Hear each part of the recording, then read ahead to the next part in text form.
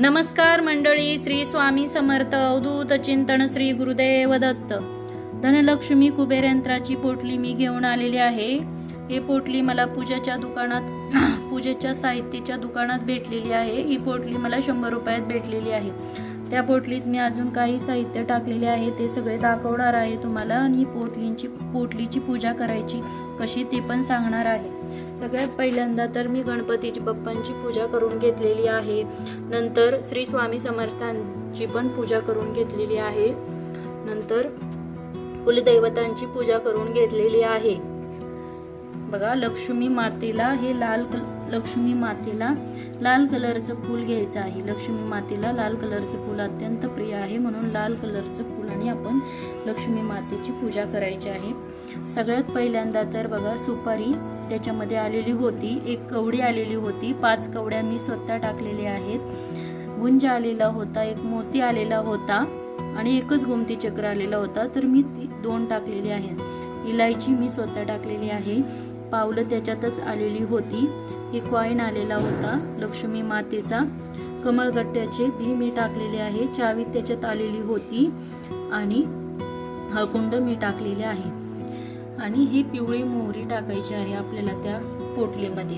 आता ह्याची पूजा कशी करायची मी तुम्हाला सांगते. पहिल्यांदा सुपारीवरती हळदी कुंकू व्हायचे गणपतीचे प्रतीक म्हणून.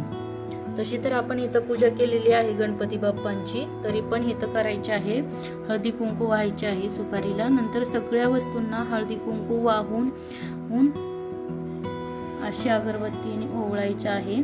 पूजा करायची आहे अगरबत्तीने.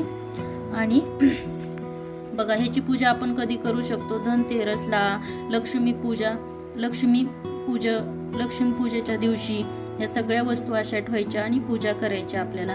आणि दुसऱ्या दिवशी ह्याला उचलायचं आणि पोटलीत भरायचं आणि तिजोरीत ठेवून द्यायचं आहे.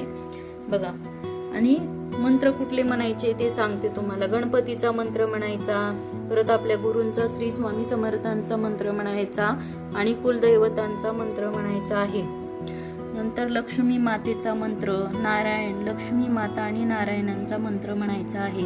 कुबेरांचा आणि लक्ष्मी मातेचाही मंत्र म्हणायचा आहे. हे मंत्र झाल्यानंतर दुसऱ्या दिवशी आपल्याला हे सगळं साहित्य त्या पोटलीत भरायचं आहे आणि लक्ष्मी मातेला ही पोटली हातात घेऊन प्रार्थना करायची आहे. माझ्या घरात सुख, समाधान, ऐश्वर्य नांदू दे. आणि ही पोटली आपल्याला तिजोरीत ठेवून द्यायची आहे.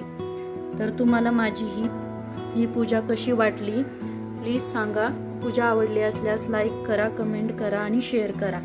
श्री स्वामी समर्थ. जय जय स्वामी समर्थ. अवधूत चिंतन श्री गुरुदेव दत्त.